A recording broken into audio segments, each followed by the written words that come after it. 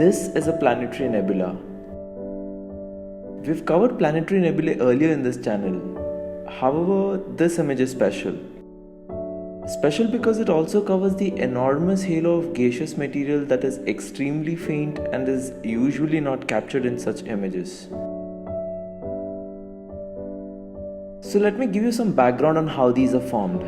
You might want to grab a cup of coffee for this one. Right, so here we go. Depending upon how stars end their lives, they can be classified into three categories. The first is a planetary nebula. Stars including our sun and up to 10 times the mass of our sun will end up this way. What is left behind will be a white dwarf. More on that later.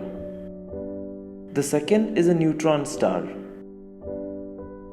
This is how stars that are between 10 to 29 times the mass of our sun end their lives. And stars that are bigger than 30 times the mass of our sun end up as, you guessed it, black holes. We'll cover the latter two in future episodes.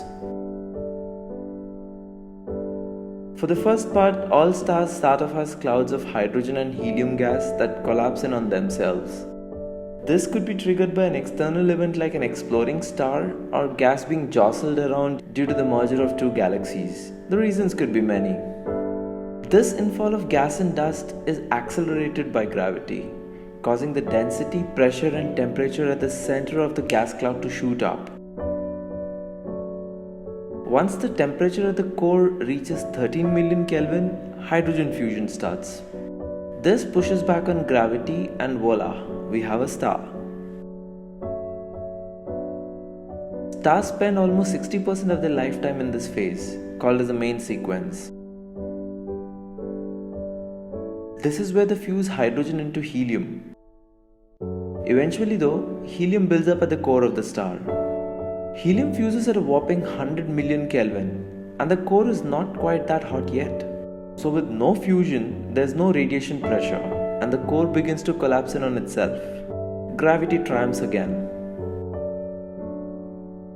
Collapse of the core heats up the hydrogen surrounding it and causes it to fuse in what is called as a hydrogen fusing shell.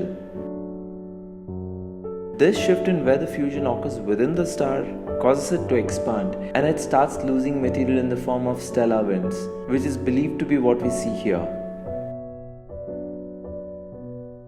Eventually though, the temperature at the core is high enough for helium to start fusing into carbon.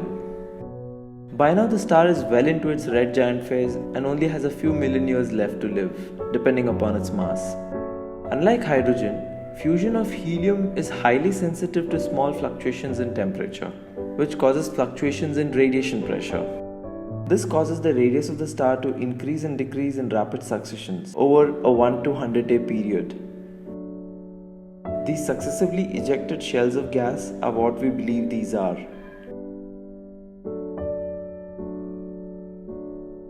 When a star expands to 100 times its original size in these last phases, it eats up its closest planets. Small planets don't stand a chance and are evaporated. However, Jupiter-sized planets can survive inside the expanding star and continue to orbit the core. This causes the expanding gas to be tugged on by the orbiting planet and gives it a nice spiral pattern, like the one that we see here. What is left at the core is that unfused carbon which is held by electron degeneracy pressure.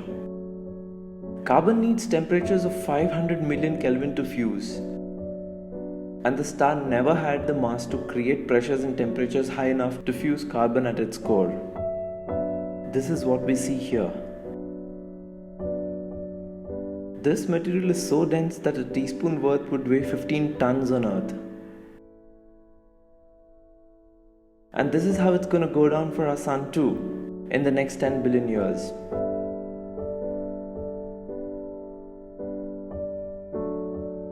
The most interesting fact is this: every single atom of carbon in your body, on this earth, or in this universe started off this way, at the heart of a dying star, very much like our own sun.